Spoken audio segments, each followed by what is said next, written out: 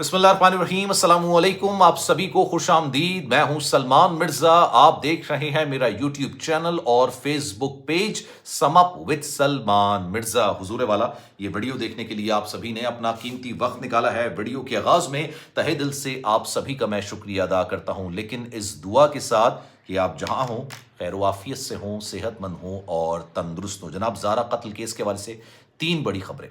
पहली खबर तो ये कि अब कदीर बिल आखिर मंजर आम पर आ गया। उसने तफसीली गुफ्तगू की है। कदीर की रीसेंट पिक्चर आपने मेरे थंबनेल में देख ली होगी। उसकी गोद में उसका 2.5 साल का बेटा शाफे मौजूद है। इस सारे वाक़े पर कदीर का क्या कहना था, आज की व्लॉग में ज़रा डिटेल पर इस पर बात करेंगे। और दूसरी बड़ी खबर जिसको सुन के यकीन जानिए मेरी आंखों में आंसू आ गए थे। 2.5 साल का बच्चा शाफे, जिसने अपनी माँ को अपनी आंखों के सामने ना सिर्फ कत्ल होते देखा बल्कि उसके जिस्म के टुकड़े होते हुए भी देखा। इस बच्चे के सामने जब भी रैंडम कोई खवातीन आती हैं, ये बेचारा चीखने लग जाता है। इस वाक़े ने उस 2.5 साल के मासूम बच्चे के जहन पर जिस तरह के असरात, जिस तरह के नकूश छोड़े हैं, आप यकीन जानिए इसकी माजी में मिसाल नहीं मिलती। वो किसी की गोद में नहीं जाता और अभी रिसेंटली वो उस घर गया है जिस घर के अंदर ज़ारा को कत्ल किया गया।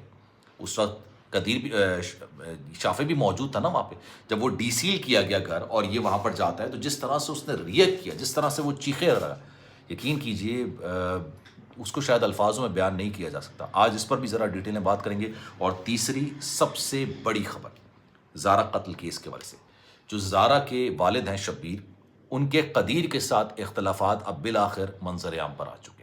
शब्बीर साहब, जिनके लिए सबसे बड़ा दुख है कि जिस बेटी को उन्होंने सबसे ज़्यादा मोहब्बत की, सबसे ज़्यादा प्यार किया, कलेजे से लगा के रखा, उसके जिस्म को इंतहाई बेदर्दी के साथ काटा गया, उसको इंतहाई बेदर्दी के साथ मौत के घाट उतारा गया। एक गैर मर्द से उसके जिस्म के टुकड़े कराए गए, उसका आखिरी दीदार करने का मौका नहीं मिला। उसके जिस्म को जब जोड़ा गया, उसका जिस्म एक हिस्से में नहीं था, उसका चेहरा जला दिया गया था। उससे बड़ा दुख क्या होगा जो ज़ारा के वालिद हैं, जिन्होंने अपनी बेटी को सबसे ज़्यादा, इस दुनिया के अंदर सबसे ज़्यादा उन्होंने प्यार किया था। अब उन्होंने बिलाखिर ये बात बोली है कि क्यों कदीर को शामिल तफ्तीश नहीं किया जाता, कदीर को शामिल तफ्तीश क्यों नहीं किया जा रहा। मैं खुद कदीर को पुलिस स्टेशन लेके गया था और मैंने कहा था कि इससे सवाल जवाब कीजिए और इससे सवाल जवाब होने चाहिए।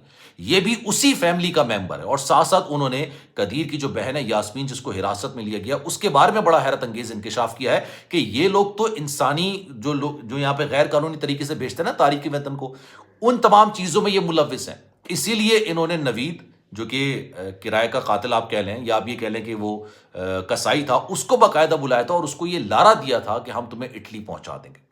इन तीनों खबर पर ज़रा डिटेल में बात करते हैं। सबसे पहले बात कर लेते हैं जनाब, जो इख्तलाफात खुलकर सामने आए। मैं पहले दिन से आपको ये बात कह रहा हूँ कि कदीर को भी शामिल तफ्तीश किया जाएगा, आज नहीं तो कल किया जाएगा। सबसे बड़ा मामला यह है कि कदीर को जब पुलिस स्टेशन बुलाया गया, उससे ये सवाल जवाब नहीं किया गया था, उसका बयान लिया गया था, इंटेरोगेशन नहीं किया गया था, उससे पूछा गया था, लेकिन उसने अपनी गुफ्तगू के अंदर ये बात बोली कि मेरे घर में तो इस तरह की लड़ाई के कोई मामला थे ही नहीं। मतलब मेरे घर में इस तरह का कोई चक्कर नहीं था कि सास की बहू से नहीं बन रही, बहू की ननद से नहीं बन रही, ऐसा कोई चक्कर नहीं था। शब्बीर साहब को, यानी ज़ारा के वालिद साहब को, यह बयान बड़ा हैरत अंगेज लगा। उन्होंने एक इंटरव्यू के अंदर ये बात बोली कि जो ये बयान दिया गया है पुलिस के सामने, ये तो सरासर गलत है, ये तो सरासर झूठ पर मबनी है। क्योंकि ज़ारा के अक्सर और बेशतर अपनी सास सुगरा से ताल्लुकात ख़राब रहते थे, अक्सर लड़ाई झगड़े रहते थे। उसकी जो ननन थी यास्मीन, उसके साथ उसके झगड़े रहते थे और इस झगड़ों का बरमला इज़हार वो ना सिर्फ अपने शौहर से करती थी बल्कि हम लोगों से भी किया करती थी। घर में उसकी वालिदा तो थी नहीं, तो अपनी भाभी से भी किया करती थी। लेकिन हैरत अंगेज तौर पर कदीर ने इस तरह का बयान कैसे पुलिस स्टेशन में दे दिया। और फिर जब कदीर ने एक इंटरव्यू के अंदर ये भी बोल दिया कि मैं शायद अपनी वालिदा को माफ़ कर दूं कहीं ना कहीं, ये बात भी शब्बीर साहब को बड़ी गिरा गुजरी थी और बिल्कुल गिरा गुजरनी चाहिए। अगर आपकी वो वालिदा हैं, यानी कदीर की वो वालिदा हैं, तो सोचिए शब्बीर साहब ने अपना सबसे बड़ा दुख झेला है, अपनी बेटी को कत्ल होते हुए देखा, अपनी बेटी के टुकड़े होते हुए देखे, उन टुकड़ों को जमा किया गया, आखिरी दीदार नहीं कर सके। उससे बड़ा दुख क्या होगा उस शख्स के लिए।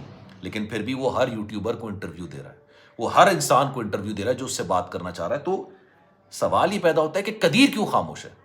कदीर को भी तो मंजर आम पर आके बात करनी चाहिए ना, अपनी वालिदा के खिलाफ, अपनी बहन यास्मीन के खिलाफ बात करनी चाहिए। इसी वजह से इन दोनों के जो इख्तलाफात है ना, अब ये खुलकर सामने आ गए हैं। और यही बड़ी वजह है कि कदीर ने अपने ससुर का घर छोड़ दिया और उसी घर में आके रहने लगा जिस घर के अंदर ये इतनी बड़ी वारदात हुई है। लेकिन जब उस घर के अंदर दाखिल होते हैं तो देखते हैं कि घर के अंदर सब कुछ ही उजड़ा पड़ा हुआ है।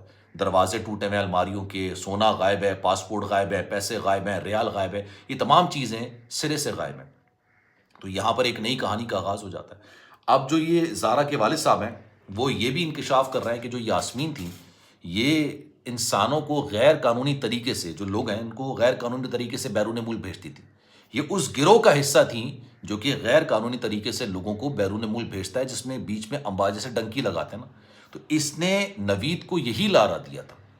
میں نے وہ گھر بھی ویڈیوز میں دیکھا جہاں پر یہ یاسمین رہا کرتی تھی، چھوٹا سا گھر ہے، اور اسی گھر کے اندر یہ مطلب کہتے ہیں نا، یہ نوید کا اس سے کیا تعلق ہے؟ کوئی تعلق نہیں ہے، لیکن یہ ایک ہی گھر کے اندر 3 راتیں انہوں نے ساتھ گزاری۔ تو سوچئے یاسمین کا کیا کردار ہوگا، نوید کا کیا کردار ہوگا، اس پورے گھرانے کا کیا کردار ہوگا۔ اب میں آپ کو بتاتا ہوں زارا کے بیٹے کی کہانی۔ زارا کا بیٹا جب بھی خواتین کو دیکھتا ہے نا، وہ چیخو پکار کرنے لگتا ہے، مطلب وہ ڈرتا ہے خواتین سے۔ اس کو اٹھا کے لے کے گئی تھی نا یاسمین، جب ان کو قتل کیا جا رہا تھا، زارا کو مارا جا رہا تھا، ایک اس کی کمر پہ بیٹھا ہوا تھا، ایک پیر پہ بیٹھا ہوا تھا، اور اس کو مارا جا رہا تھا، اس کے منہ پہ تکیہ رکھا جا رہا تھا، تب یہ بچہ بیچارہ رو رہا تھا، اور اس کو یاسمین اٹھا کے گود میں لے گئی تھی۔ اس نے یہ پوری واردات ہوتی ہوئی اپنی آنکھوں سے دیکھی ہے۔ سوچئے اس واردات کے اس کے ذہن پر کس طرح کے نقوش ہوں گے، کس طرح کے اثرات ہوتے۔ وہ کسی خاتون کے گود میں نہیں جا رہا، اپنی بھابھی جو آپ ہی سمجھ لیجئے مامی کہلائیں گی نا، ہاں مامی کی گود میں بھی نہیں جا رہا وہ صرف اپنے ماما کے پاس ہے، یا اپنے والد کے پاس ہے، یا اپنے نانا کے پاس ہے۔ اور وہ جب اپنے گھر پہ گیا جہاں پر یہ واردات ہوئی تھی، کچھ لوگوں نے یہ بات بیان کیا کہ یار وہ تو چیخو پکار کرنے لگ گیا، اس کو وہ پورا واقعہ یاد آ گیا، ساری چیزیں یاد آ گئیں کہ یہ ہوا تھا، ایسے ہوا تھا، ویسے ہوا تھا، یہ سارا معاملہ تھا۔ سوچیے بچہ بڑا ہوگا تو اس کے ذہن پر کس طرح کے معاملات رہیں گے، کس طرح کی چیزیں رہیں گے، اپنے والد سے بھی سوال کرے گا۔ اب میں آخر خبر پہ آتا ہوں، جو ریسنٹ پکچر آئی ہے، اس پکچر میں قدیر کو دیکھا جا سکتا ہے، قدیر کے بیٹے کو دیکھا جا سکتا ہے۔ قدیر سے پولیس نے سوال جواب کرنے ہیں اور وہ کریں گے، لیکن کب کریں گے یہ نہیں پتا، لیکن پولیس نے اپنی تفتیش مکمل کر لی۔